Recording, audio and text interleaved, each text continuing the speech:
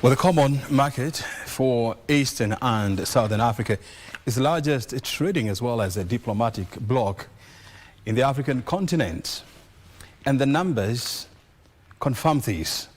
You're talking about a trading bloc with about almost 700 million people and a combined GDP of 1.1 trillion US dollars. In fact, if COMESA was a country, it would be the 15th largest economy in the world. And it would be the third largest economy in terms of population after India, China, and COMESA. And so you're talking a significant and a major trading bloc within the African continent. But there is a problem here. When you look at intra-regional trade within COMESA, it's a meager 14%. And so the question is, how do you move this to about 30, 40, 50, and even 70%? And that is one of the conversations that took place here in Nairobi during the just concluded head of summit meeting that was held at Kenyatta International Convention Center. Well, this is Inside Government, and of course we are live from Broadcasting House. My name is O'Brien Kimani. This is the kind of content that we are going to be discussing tonight with none other than the National Coordinator for COMESA. This is Tobias Odongo. You can call him the COMESA focal point for Kenya. He's joining us tonight. Thank you very much indeed, Tobias, for finding time to be with us here.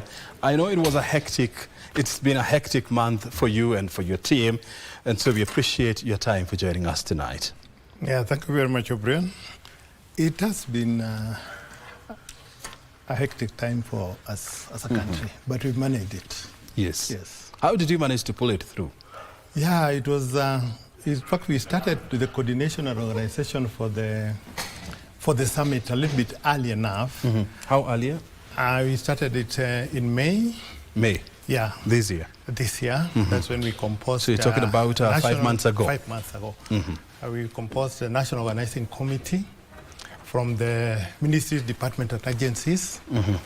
And we started working towards the success of this summit from that point. And that's what made us succeed in organizing and coordinating a successful summit. Yeah. How many people were you planning for? We were planning for around 3,000 people. 3,000 people? Yeah, but the number that we were registered was close to 7,000 people. Oh, yeah. Wait a minute, Yeah. double the number? Double the number. Wow. At some point, we had even to stop the registrations and accreditation because we were seeing that the numbers were coming up was too much for us. How many nationalities? The nationalities that participated, there were 21. You know, COMESA is a member state. The member states are 21. So that means the 21 nations participated in the COMESA summit we had, the fourth COMESA summit we had. Yes. And one would expect that Kenya, being the host, yes, had the majority of participants. Is that right? True. Kenya, being the host, had a majority of those participants.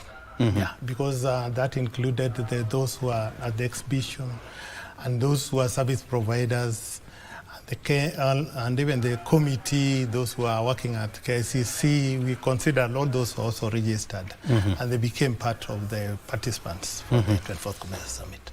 Very well. Yes. You're talking about a bloc with about 21 member states? It's true. And so you'd expect, 21 presidents and heads of government to attend. How many came? The number that came, combined with our head of state, were around 5. 5 heads of state were here. 5? Yes, 5 of them. 5 heads of state? Yeah, they came. Those were the heads of state. The others were represented by the prime ministers and the ministers who were also there. There was also the vice president. So there were 16 heads of state who did not turn up? Yeah, they didn't turn up. That's a significant majority. It's true. Why? It's normal. That's normal. Most of the summits, heads of states are busy people, and they normally sometimes don't get time to participate. And I think that is what affected. Did you send out the letters? We did to all the invitations. All the heads of state were invited by our head of state, by the COMESA secretariat, and also the outgoing head of state. That was president of Burundi did the invitations. Yeah. And still, despite all that, the majority head of states, they decided to keep off. Apologies. Some were trying to confirm that they are coming, and last minute there were cancellations, and that happened. This is the third time that Kenya is hosting this kind of a meeting. True. When you compare the last two, yes, what conclusions do you make? I think this was better because I look at the publicity that it was given. Yeah, and the coordination and organization of the summit. This, I think, was better. The first one was in 1999. In 1999, that was the third summit. Then we had the How many presidents came in 1999? I didn't participate directly on the two of those two, but I'm not sure whether the presidents was that much. There were not many comparatively. And going by this trend, even the one in Burundi, the presidents were not... the 23rd session. When they are the 23rd, they majorly, sometimes they are 7, 8, 5, like that. So they are not normally participating. But they are actively represented during the summit. Yes. Is it a sign that they are not very serious with COMESA or what? No, COMESA is a very Because strong... when you look at the attendance at the African Union summit, I mean, you see significant representation in terms of presidents and heads of state and government. Yes. At least you'd expect maybe, for COMESA, 50% of them showing up would be considered to be a good number. Is that true? Yeah, that's true, but I may not be able to talk on their behalf. These are heads of states, and therefore I only consider that the number that came was representative, and the others were also represented by their foreign affairs ministers, trade ministers. So that is an indication that they are serious with it. But looking at the regional economic communities around, we have EAC, we have COMESA, we have ECOWAS, we have also SADC, we also have AFCFTA. I think COMESA is very strong and has come up with a number of benefits to the member states. And therefore, any member state, and even looking at the meetings where we participate, they participate very strongly, and they're serious with their COMESA. Yes. One thing, because I participated, I was there, I saw it, and I stand at a good position to say that it was a very well organized event. Who was footing the bill for this event? I mean, I kept on getting that question. Was it Kenya? Was it COMESA Secretariat? Yeah. Okay, normally the COMESA summit are coordinated by the host country and also the COMESA Secretariat. The cost is co-shared, basically. It's co-shared between the COMESA Secretariat and also the host country. So as Kenya, we also participated and coordinated and to meet some of the costs, and the COMESA Secretariat also met some of the costs. Yes. When you look at all the 3 COMESA summits that have been held in Kenya, they have always been held at KICC, Kenyatta International Convention Center. Do you feel it is high time that we change to an alternative venue to give people, different perspective, to get the people out of the KICC box and get them elsewhere? Yeah. I think you're right, but you see, KICC is a landmark.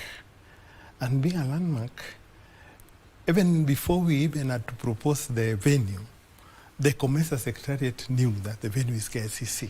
Is it because we don't have an alternative? I think because we don't have a better alternative, but looking at KICC, you find it's centrally placed, and it's a catchment area, being in town, so many people can then be able to access KICC. And that, I think, is what driving every event of that magnitude is basically hosted at KICC. Yes. And I like what you're saying. Yes. It's because there is no better alternative. I think so. But I'm sure if we had 5 KICCs, one in Eldoret, another in Mombasa, yes. I'm sure you'd be having these meetings in all these places, and that is a concern or a wake-up call to us as a country. True. That we need to diversify our MICE venues. It's true. So that we can showcase different sites, different views of Kenya, apart from just creating one view of KICC. That's true. And thank God the government is now remodeling the National Bombers of Kenya, True. where a major convention center is coming up, and let's hope that the next time Kenya is hosting this kind of a meeting, that convention center will be done, because next year I know the meeting will be in Harare, Zimbabwe, yes, and then thereafter it will go to the Kingdom of Eswatini. Yes, From there, there is no program for that, because so it will be decided. It will be decided in Eswatini. In Eswatini. Yeah. When are we likely to host another meeting, another COMESA Head of State Summit? In Kenya. Is it in this decade? No, you can't be sure, because this one took us like 18 years to come back here. 18 years? Yes, from 2007 to date. Yeah. So that tells you it's quite a long time. It takes time. It takes time. The other one was 1999, then the other one was in 2007. Yes. Then this one 2024. Then 2024. Yeah, so you see, it is not something that you can predict. Let's hope we have another one in the year 2030. Yeah, 2030. So that we can have a lot to showcase. Yeah, we can, but it depends. There are these 21 member states. They're also interested in hosting the summit. Therefore. Very well.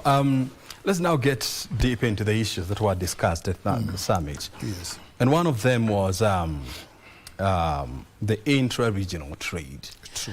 I talked about 14%. Yes. Which would be classified as one of the lowest in the world. It's true. The highest being the European Union, whereby the intra-EU trade, you're talking about northward of 70%. 70%, yes. Why are we still not trading among each other? There are a lot of arguments which have been put in place. That's why we are not trading among ourselves. But basically, we've not integrated so much.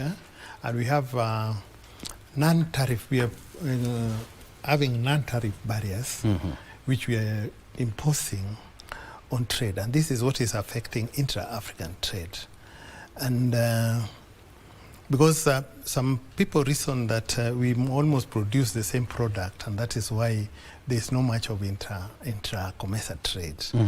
But I don't buy that argument, because I believe if we can be able to value add on our products, we can be able to trade, because we will not be selling the same products to the region. But basically what normally happens is that we find that some countries impose some of the non-tariff barriers that hinders the intra-COMESA or inter-regional trade. And that is what affects Africa, basically. But there is something that you're saying, which, and that argument has always been posted around, that when you look at, member states within the COMESA bloc, yes, they are majorly agricultural-based economies.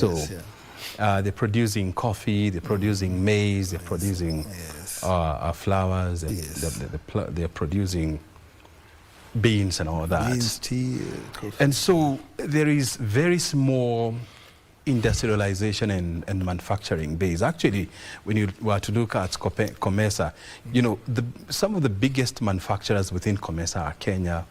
You're also talking about countries like Egypt, to some small extent Zimbabwe.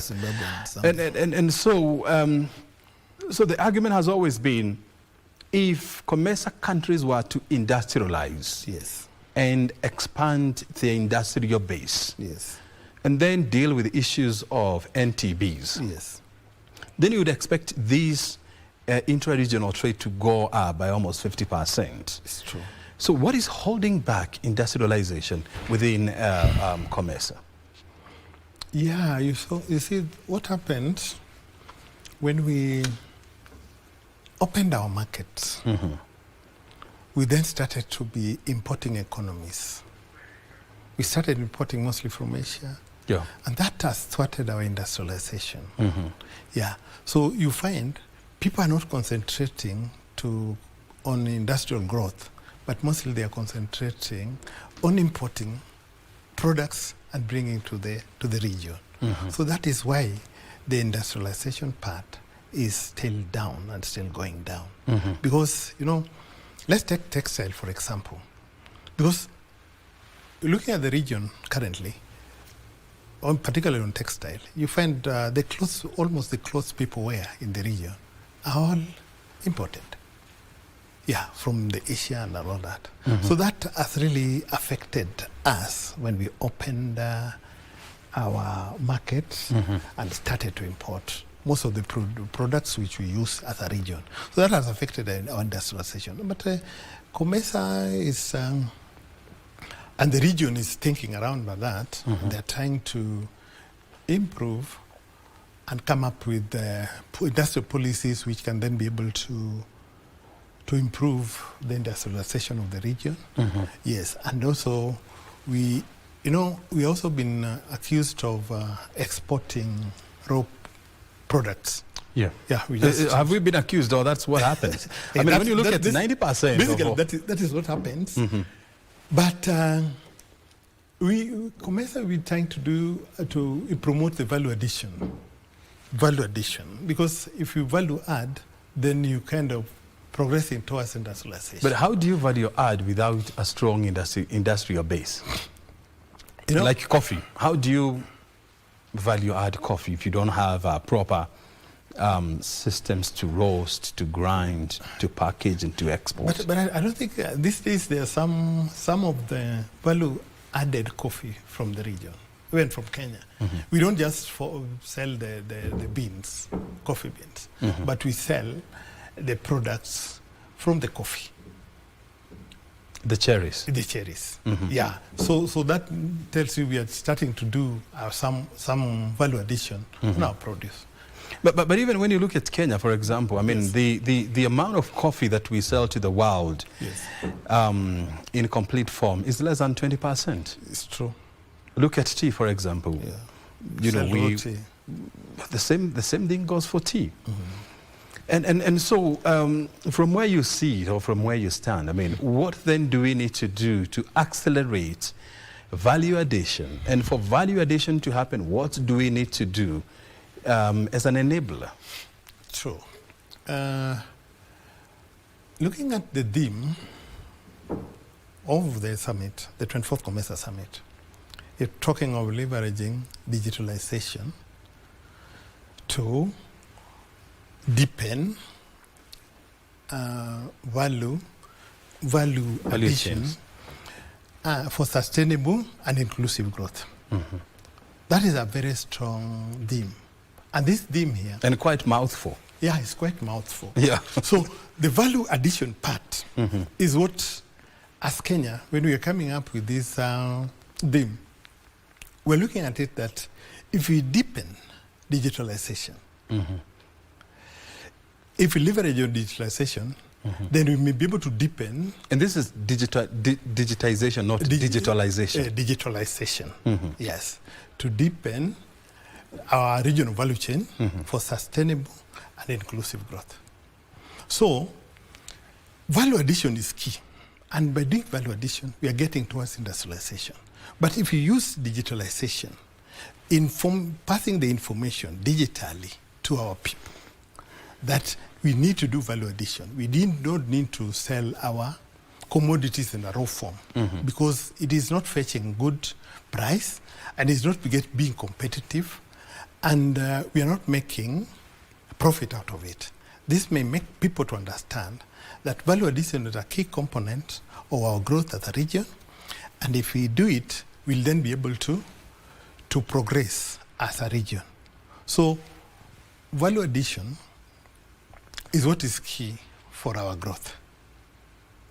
Because we've noticed that we sell our products in a raw form, and this is not... And most of it is agricultural-based products. But it's not, even our farmers are not benefiting that much. Because you see, if somebody imports our tea or coffee to Europe and they do the value addition, they fetch more profit than us. But the person who toils to come up with this... the donkey work? He's a Kenyan. He's a farmer who is a Kenyan. And they don't benefit much. So that tells you that value addition is key. Yeah, value addition is key. And you see, thank you for bringing that context of coffee. Yes. And let's take coffee for example. Yes. A kilo of AAA coffee, on the international market. International market. Will fetch almost $1,000. Yes. But by the time the farmer is getting the returns, the highest they will ever get was about 80 shillings. 80 shillings, yes. True. For kilo. For a kilo. And so there is no incentive for farmers to grow more coffee. And there is no incentives for farmers to add more value. It's true. Or to do value addition. True. And so how do you incentivize value addition? That is what we need to... We need to do a lot of sensitization to our farmers, make them understand that, there was a time they were even cutting coffees, they were uprooting coffees. Oh, they still do. And especially in my county of Kiambu, people are still uprooting coffee to plant houses. If you look at coffee internationally, those who are doing the value addition, those who are getting our coffees here, and the coffees from the whole world, and doing some blending and then packaging it and selling them, they make a lot of profit compared to the farmer. So what as a country we need to do is only to sensitize our farmers, advise them. Is it the farmers to do the value addition, or who should do value addition? It's not the farmer. I'm not talking about the farmer. I'm talking about the farmers to make them continue, because if they stop now, even the issue of value addition will not come up. Then the investors, then now we need to actually be able to attract investors to come and invest in the value addition, particularly of these products. Instead of selling them coffee beans for them to blend and do value additions and sell, they need to do it here, locally. If they do it here locally, then even the Kenyans, investors, will also come in and start doing the value addition at that level. Are you seeing? So that's what I'm talking about, that our farmers need to continue producing the coffee. Then we need also to attract investors to come and invest on the value addition. And when they do that, people will learn from one another, and people still network, and then we'll be able to continue and do the value addition as a country or as a region. When speakers were talking and giving their speeches during the meeting, they were talking about developing industrial nodes. Yes. Okay. Yes. And Kenya was talking about a good example that we gave was the county aggregation industrial parks, or what we're calling the KIPES, which is a brilliant idea, if you ask me. True. Which seeks to bring industrialization at the county level, where, for example, when you take Kiambu farmers, they don't need to take their coffee to Nairobi for value addition. True. It can be done within Kiambu counties. Yes. But we are yet to see the first KIPE being rolled off the mill, so that it can embark on this industrialization journey. KIPES are good ideas. And by the way, they are domiciled within your ministry, right? They are domiciled within our ministry, those State Department for Industry. But it was one of the flagship projects that came up during this government, by this government. This administration. This administration did that. And the implementation, maybe the concept is not, has not been embraced well within the region, within the counties, and maybe the people do not understand. But if we work under KIPES and we aggregate our produce under KIPES, that is also one way that can bring in the value addition and industrialization. help me understand this. Yes. You see, when you look at, you know, the COMESA member states, Yes. The highest, or the country with the highest manufacturing base is Egypt. Egypt, yes. And you're talking about 25%? 25% of GDP? Egypt, yes. The second is it Ethiopia or Kenya? It's Kenya. It's Kenya. Kenya and Zambia. With less than 9%. 9%, yes. And so this is still very small, because yes. even our GDP is Yes. still very small. Yes. You look at Kenya, you know, with a GDP of about 150 billion yes. US dollars. So that is still very small. Yes. And so if Kenya is big, you know, from the eyes of COMESA, Yes. but very small, you know, in the global scheme of things, Yes. then how then do we lift others? How do we lift Malawi, for example? How do we lift Eswatini? How do we lift Lesotho? How do we lift other countries, you know, so that we can come up to where we are? I think that is why we have these regional economic communities. Because if you're working together, we are coming up with the projects together as a region and being coordinated by a regional economic community like COMESA, then that can be able to bring up these other countries which are still lower, so that they can also understand what the region requires. Because like during the summit, we came up with there were policies, there were declarations, there were policies that came up. If we start to implement them, then these other countries would also be the beneficiaries. And that is why the importance of regional economic communities, bringing the countries together so that these countries can then start working together, networking and learning from each other, so that to make them understand. Being coordinated by a unified factor, which is COMESA now. Yes. Tobias, help us understand things. I mean, when you look at COMESA, yes. It is celebrating its 30th birthday this year. Is it still a good idea to have COMESA? Very good. Very good idea to have COMESA. Why? Because what COMESA is doing today is trying to promote a regional cooperation and trying to promote trade within the region. Without COMESA, we still could be having so many of these non-tariff barriers, and we will not then be able to trade. But now, when we get into, COMESA started as a preferential trade area. Yeah. Then by 1994, it came to be, it was named COMESA. Then by the year 2000, COMESA then became a free trade area. So they were to eliminate tariffs. Yeah. Yes.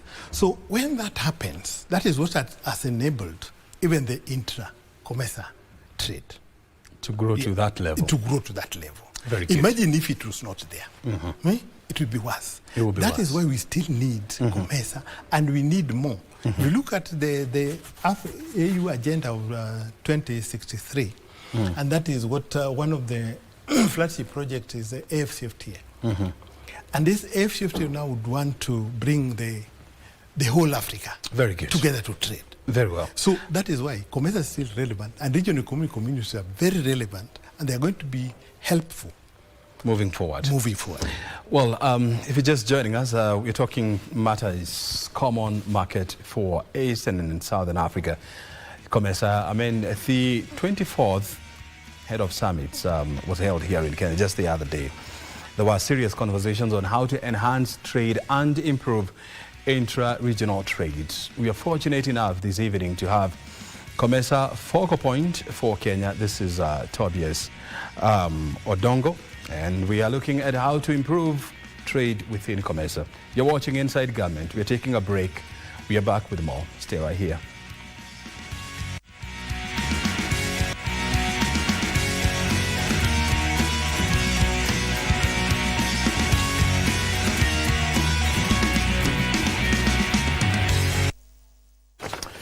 We are discussing matters COMESA with COMESA Focal Point Kenya, national leader. This is Tobias Odongo, and we're looking at ways of enhancing integration of moving trade within the COMESA region, of ensuring that people move seamlessly from point A or from one country to the other. Remember, COMESA has about 21 countries, and it is aspiring to grow to encompass all the 54 countries in Africa. And so this means breaking the boundary barriers. So, Tobias, when you look at the almost 700 million members of COMESA, which is the population of COMESA, are members aware that they are members of COMESA? Not quite. Not all of them are aware. So how are they going to trade if they don't know that they're in COMESA? Yeah, those are some of the challenges we still there. We need to at least enlighten and capacity build people to understand that they are in a trading bloc, which is called COMESA, and where they can also be able to trade. Most people who are maybe aware are those who are involved in trading under COMESA. These are the people who are maybe aware. And they constitute a very small minority. They constitute a small minority, that is true. But majority may not be aware. So as members of COMESA, as governments of COMESA, that is something that needs to be worked on so that people are... And who should do that work? This one should be done by the governments, in the member state governments, and also the COMESA Secretariat. They have a component of sensitization. Yes. Are they doing that? Yeah, they're doing that. Are they doing it the right way? I may not say the right way or not the right way, but I know they are doing because it. Because you could be doing something, but doing it the wrong way. I've seen them here in Kenya, interacting with the business community and also doing a bit of sensitization. The last time I engaged them in Baringo, trying to enlighten people on particularly the youth, and even providing some facilities that can support trading through COMESA. So you know, as a member of the COMESA markets, yes. I mean, you still face serious trade barriers. You know, when, for example, if a Kenyan wants to export to a fellow COMESA member, let's, for example, say Egypt. Yes. You need a visa, don't you? Egypt, I think you still need the visas. Yeah, you still need a visa. Yes. To go to Egypt. Yeah. And for you to get to Egypt, you must go by flight. Is that right? It's true. Yeah. Is there any way you can drive from Kenya to Egypt without facing significant challenges? No. You understood during the last summit there were issues on peace and security. There is those challenges of peace and security. There is challenge of infrastructure. The roads, you may not be able to use a road up to Egypt. So then why would I think about selling to COMESA countries when the odds are against me? Yeah, so these are some of the challenges that need to be addressed by these regional economic communities. Particularly the issues on infrastructure needs to be developed to close Africa so that people can be able to move and trade. Yes. When you look at COMESA itself, I mean, the road network is almost non-existent because some countries are still in the process of constructing, their national trunk roads. And so trading within COMESA is very, very hard for any serious business person. What are member states doing to enhance these and, of course, make it seamless that a member state in, a trader in, let's say, Eswatini can sell their goods to Kenya without facing significant barriers, and Kenyans can also sell their produce in Eswatini, in Malawi, in Zimbabwe? Yeah, as a region, we still face a number of challenges. Particularly the road network is not possible. If you want to trade with Egypt, you have to use maybe the sea transport is there. And it is expensive. Very expensive, but then still can be used. But road network is still a challenge. And also some countries within COMESA are landlocked. Yeah, they're landlocked and they need to export, and they export using the sea.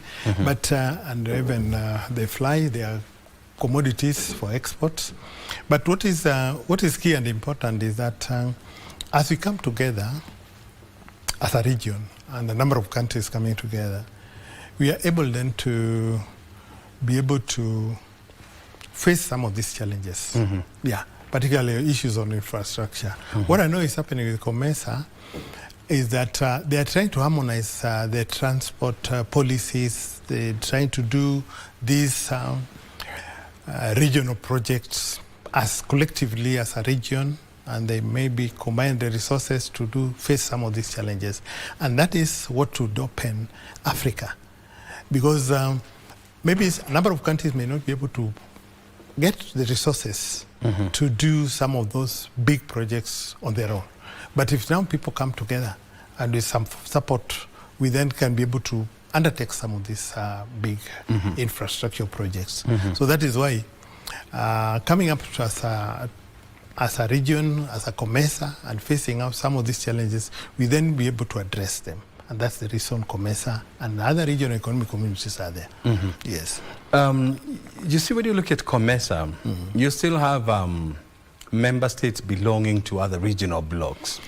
Like, for example, you here in East Africa, you have the East African Community. Yes. Where you have Kenya, you have Somalia, you have Tanzania, Rwanda, Burundi, all these countries. Then you go to Southern Africa. You still have countries like Zimbabwe, Swatini, Lesotho, Malawi, Zambia, all members of SADC. Yes. And when you look at their membership in SADC, it's very, very strong. And so you have a situation whereby members are more inclined towards their regional trading blocks, as opposed to committing more resources to blocks like COMESA. And so how do you deal with this? How do you ensure, yes, that Kenya, Tanzania, Uganda, yes, you're members of East African Community, and yes, commit more resources, become more committed in EAC, but at the same time, don't neglect your roles and responsibilities within COMESA? Yeah, it's a challenge. It's a challenge, but it's being addressed through AU. I also talked about AU Agenda 2063. Yes, those were the issues which were being discussed. The spaghetti, where now you find that countries are in most of these regional economic communities, which were then not adding value, and that's the reason for the AFCFTA to address some of these challenges. The matter of membership of the countries in these regional economic blocks. That has also a hindrance to the regional integration. And for our leadership, the leadership of the Africa, then decided to come up with the AFCFTA. So, and they wanted to use these regional blocks like EAC and also EAC, COMESA, SADC, and they build on them to build, because they now have structures. So if they use their structures, they need to make them easily to use them as a building blocks towards achieving the objectives of AFCFTA. So this is what is happening, because it was realized that that was a big challenge for the region. Yeah, and to address it, that is what the AU came up with, that if we come up with a one unifying regional economic community for Africa, this will solve this problem of multiple memberships of these countries in those years. Well, if you're just joining us, we're in the company of Tobias Odongo. He's the COMESA focal point for Kenya, and also the national coordinator for matters COMESA. He's also a senior official at the Ministry of Trade. And our conversation tonight is on how to drive intra-regional trade within COMESA, and of course, deal with non-trade barriers. How do you trade seamlessly with other countries within the COMESA bloc? Let's now talk about, the just concluded 24th summit. Yes. It's was read to member countries. Delegates were saying that this is becoming like right. Well, you know, people hold meetings and then to be read, but when you look back at what you achieved the last summit, you don't see any progress. And so how do we summit to tick? Yeah, O'Brien, that is a very good question. And as Kenya, when we were appointed or we selected or agreed to host the COMESA summit, I think we had an objective. And looking even at our theme, you realize that the theme is futuristic, and the theme looks to be heading to address some of these challenges which are facing COMESA. So it would not be a talk show. The summit would not be a talk show.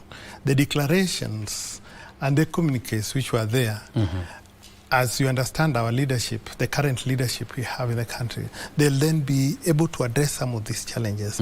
Because looking at our theme, I told you, is leveraging digitalization to deepen regional value chain for sustainable and inclusive growth. So, as you understand, Kenya, we are strong on the issues of digitalization, or the issues on digital. We are very strong within the region comparatively. Looking at our innovations, if you look at the M-Pesa, and these are the tools which can be able to facilitate trade.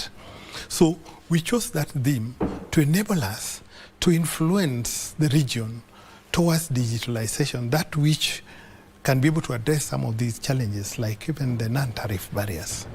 Because, you know, when you're trading digitally, you may not be able to meet a lot of challenges as if you are trading physically, you are traveling with your commodity and like that. Then if you just order, then it would be brought to you, maybe you're not there, then the payments are done digitally. That makes trading become better.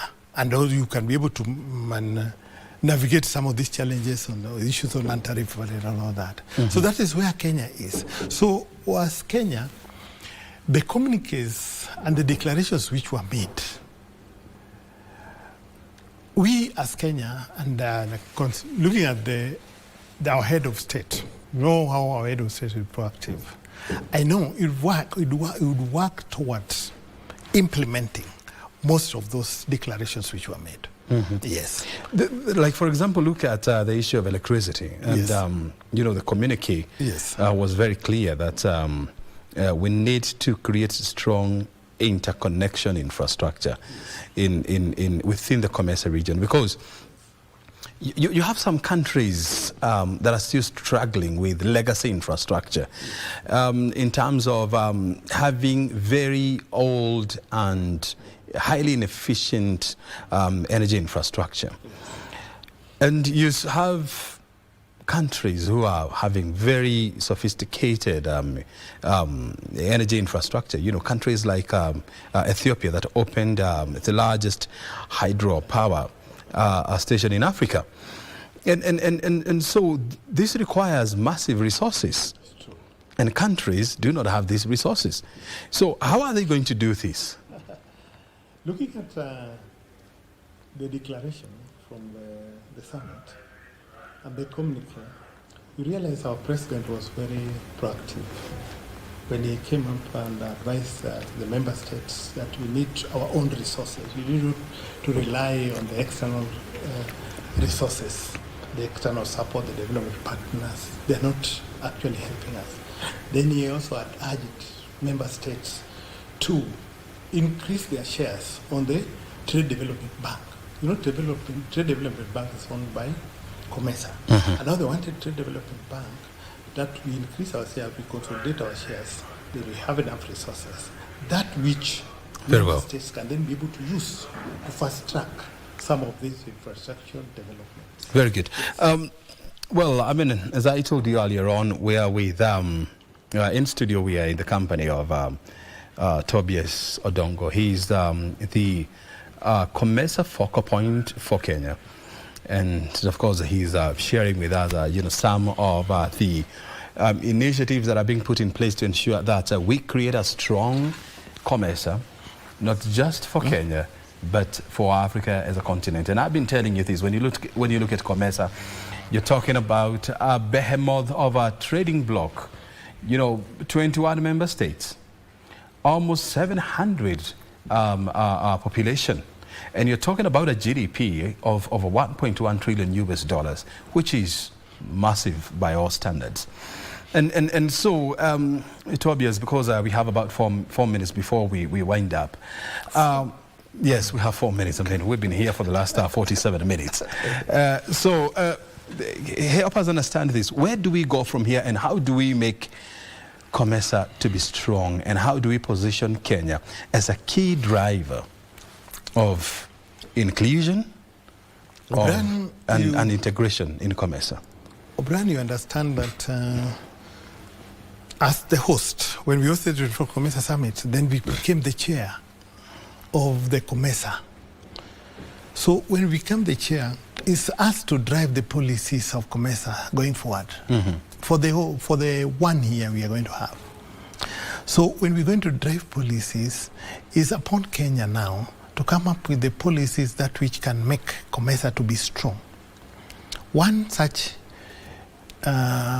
policies is to actually be able to promote trade by increasing the intra-COMESA trade.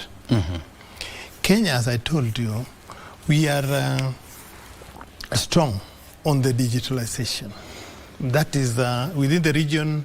I'm not sure of the data, but we are very considered to be strong.